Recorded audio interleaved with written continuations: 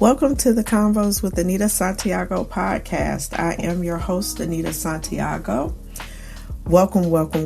Please like, share, subscribe, and follow the podcast on all social media platforms and places where you get your pods. Come on in the room. What are we talking about today? Well, this episode is going to be a follow-up to some earlier episodes I've done on technology. So episode 38 was the digital detox, where we talked about the importance of stepping away from screens and digital experiences as a way to improve our well-being.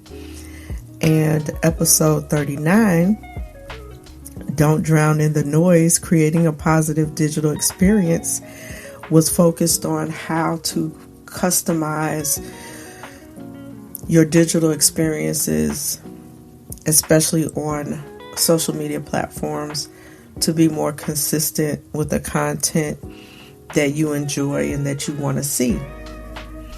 Today I'm going to follow up on those two topics with talking about the offline rebellion. If you watch trends, like I sometimes do, you'll notice that there is starting to be a little backlash against the barrage of AI slop, is what it's called, and noise through platforms that are dominating in 2016. I think in my online experiences, I've seen more AI generated pictures, reels, videos than I've seen in a long time. And people are starting to push back against that. So the offline rebellion is not people actually rebelling, and it's not rejecting technology, but that concept of the offline rebellion is a conscious choice by users to prioritize real, tactile human experiences over digital consumption. So it's choosing more human experiences versus digital consumption. I think people get exhausted with the social media world, all the ways that we're connected, all the ways screens are promoted as the way for us to learn, meet others, play games, and interact. We're all being pushed into this constant digital connection, which I think can lead to digital exhaustion. And people are starting to say, do I really need all this screen time in my life? Do I really need these digital experiences in order to have a really, really good time, or to feel like I'm connected with others? No, of course you don't. But I want to explore a couple of topics within the offline rebellion umbrella that shows how prominent that this movement is, and how we're getting there. So the first part of the offline rebellion I want to talk about is the rise of the non-smartphone.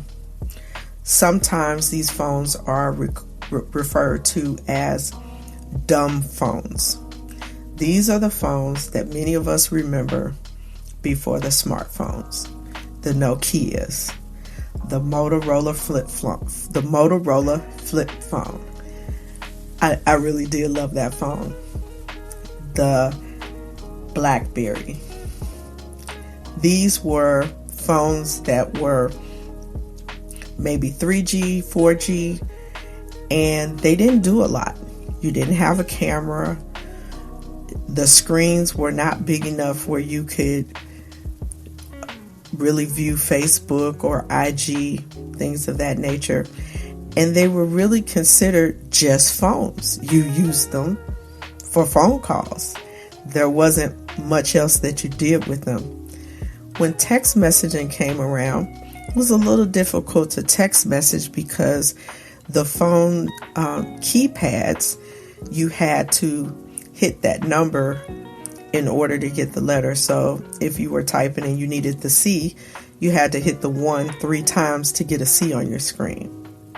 So these were very, very minimalist devices. People weren't texting all the time. Emojis hadn't come on the scene. So you weren't in a position where you were constantly consuming information through your phone. Honestly, I think people were less anxious and stressed out during that time. You didn't have this constant notifications dinging, constant ways that the phone signals to you, well, you need to check me, something is going on. This is where FOMO, fear of missing out, comes in.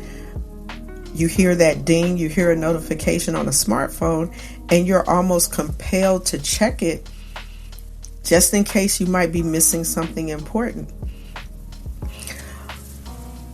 There has been a pushback lately with more and more people choosing to go back to flip phones. I don't know if you've been in the phone stores lately, but Gen Z is really driving the move back towards these quote unquote dumb phones or flip phones or regular phones. Why? Why would Gen Z gravitate to that? Well, at some point, if you're experiencing digital exhaustion or digital fatigue, it makes sense to start scaling back on the ways you're connected.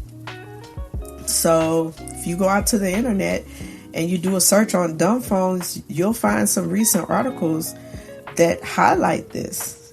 And the tech giants are now having to address that because so many people are wanting these types of phones to reduce their digital experience. So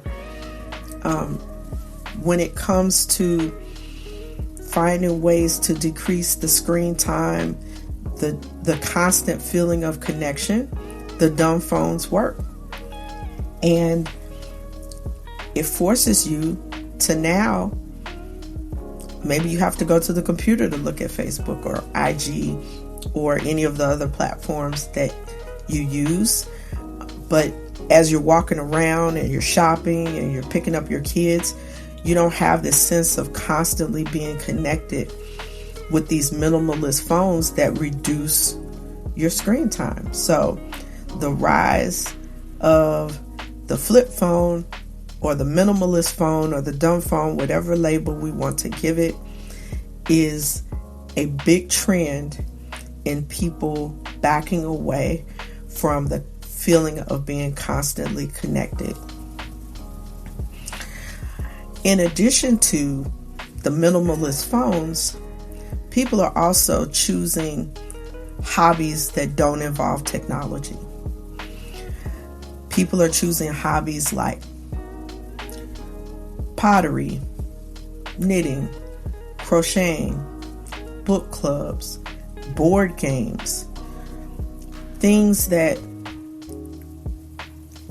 you're using your hands, your mind, and again, you're not connected to a screen. I've seen lately cooking classes are back in style.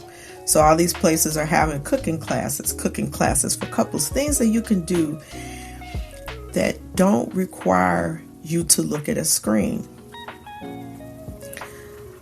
Sometimes the constant barrage of the screen, the lighting, there's a whole lot of thoughts and theories around, the blue light emitted from screens and computers and how that impacts children, tablets, and all of that kind of thing.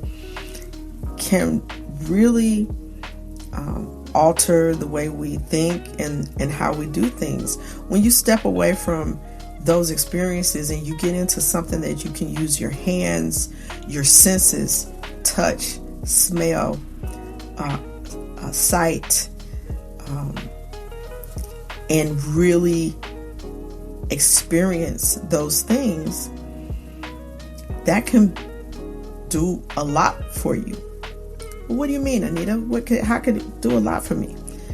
When we talk about ways to lower our anxiety and to find things that make us feel good and that are peaceful and that take the edge off the day, these type of tactile hobbies that you're using your hands, you're using your creativity, you're using your imagination, can really, really promote a sense of calm, peacefulness, and relaxation.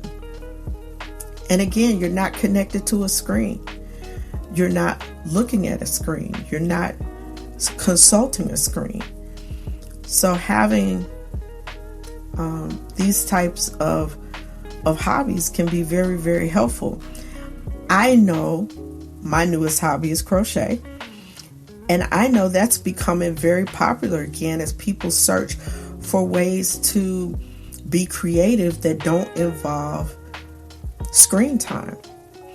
And for children especially, there's a lot of research on how screen time affects children, especially in the developmental years of like 1 to 5, where parents often may use tablets to entertain their children, promote learning. Look at ABC Mouse. That's a big program. It's very popular.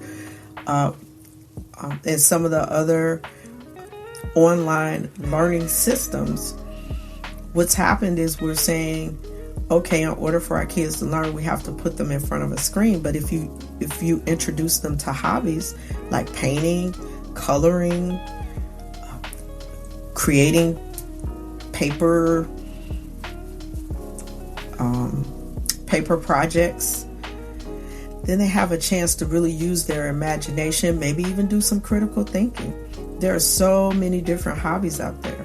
Legos, kit cars. Get the kids away from the screen and watch how they flourish. So far in our offline rebellion umbrella, we talked about minimalist phones, people backing away from that smartphone experience, and tactile hobbies that give us a chance to use our senses and our creativity. Another part of the offline rebellion is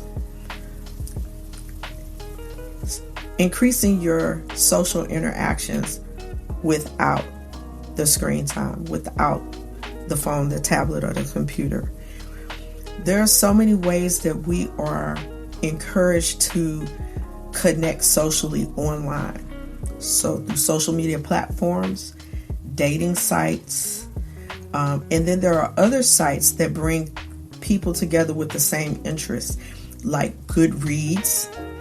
That's a site where it's an app and a site, I believe, where people who love to read books gather. They share book reviews, they interact. So it promotes interaction among people that have a common interest. And there are a lot of other apps and groups like that. Getting away from those type of experiences into real human interaction is a big way to back away from the screen time. So when you go to a restaurant or a place where people are meeting up, what do you see? Everybody's on their phone. Everybody's looking at their phone, checking their phone. I got a notification. I got to see what my kids want. My job is calling. Everybody's on their phone. And I really feel like in a lot of ways, the digital experiences have diminished our ability to have satisfying and meaningful human interaction. And so in order to correct that, to correct the way that digital devices have really messed up our ability to socialize, we have to find some ways to socialize without that screen time. So here's an example of what that could look like.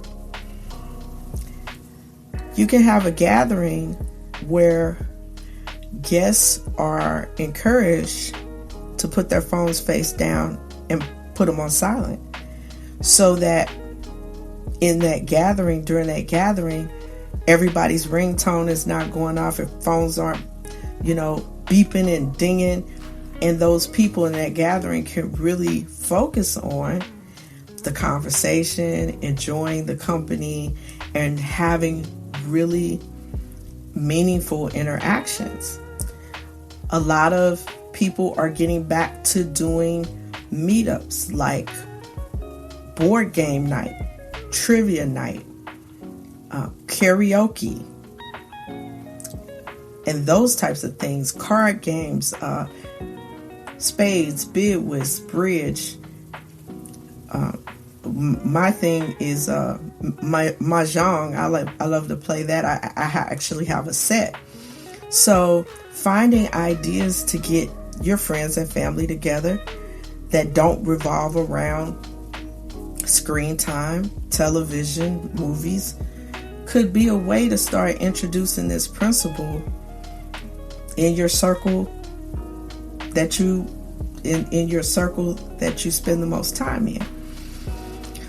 When you take a group of people that aren't glued to their phones and they're in a position where they should probably interact with others, make conversation, and have a good time, it would be a very powerful experience. Because why?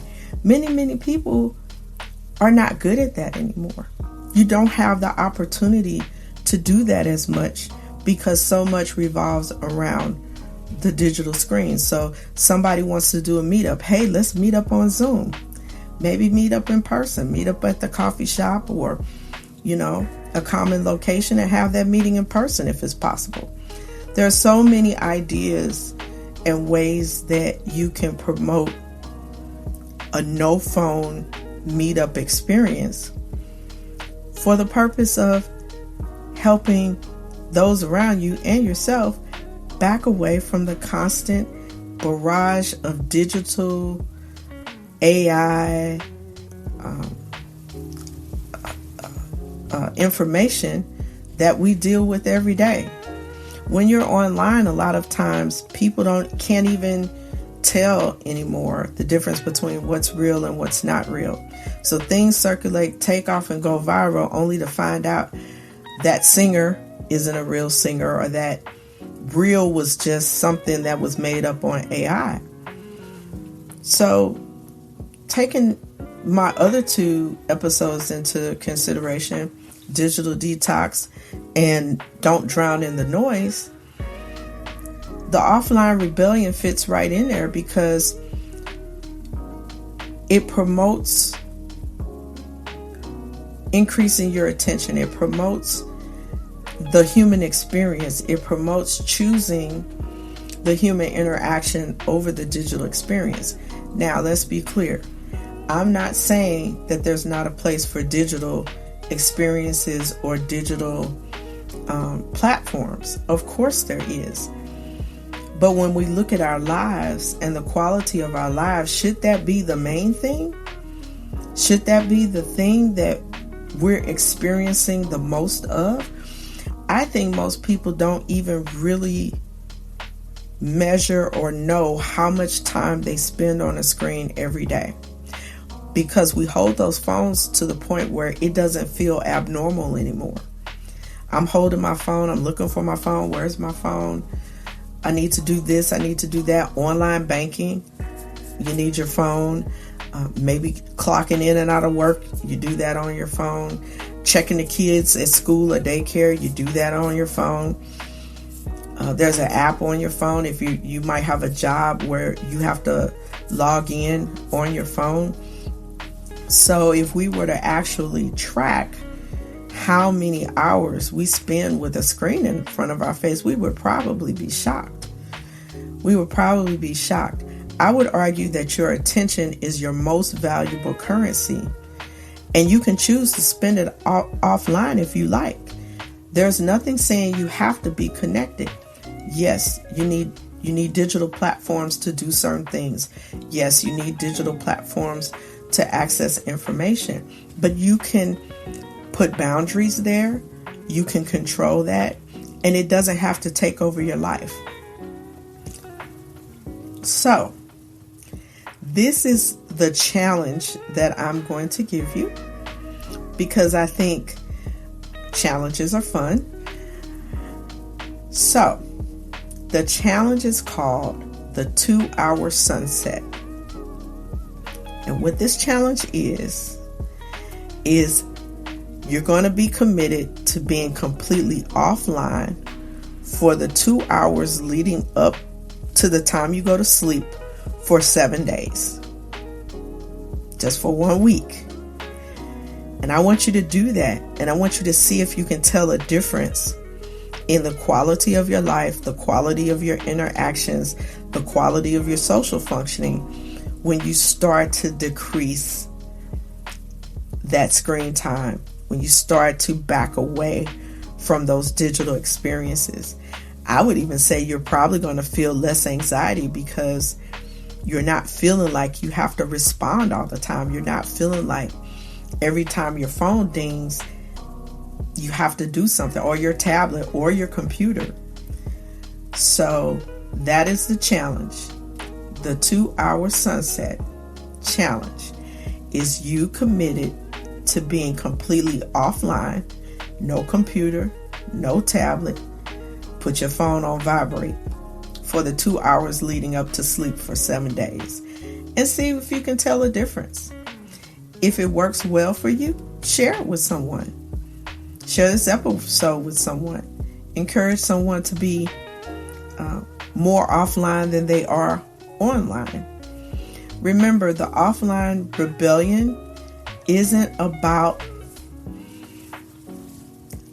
being negative towards technology, but it's about balance. It's about being more conscious of how much digital content we're consuming. It's about being conscious about how much time we're spending online. I think that if you really look into your own personal situation, you'll be a little shocked at how connected you really are. So, the offline rebellion, getting back to basics, the human experience over the digital experience. I hope this topic has been interesting for you. I thought it was something that tied in, like I said before, to those other 2 episodes that I've done in the past. So thank you for stopping by the Convos with Anita Santiago podcast. Again, I am your host, Anita Santiago. Please like, subscribe, share, review the podcast on all the major platforms. If you'd like to reach out to me by email, you can always reach me at convoscws@gmail.com. Until we talk again, happy listening.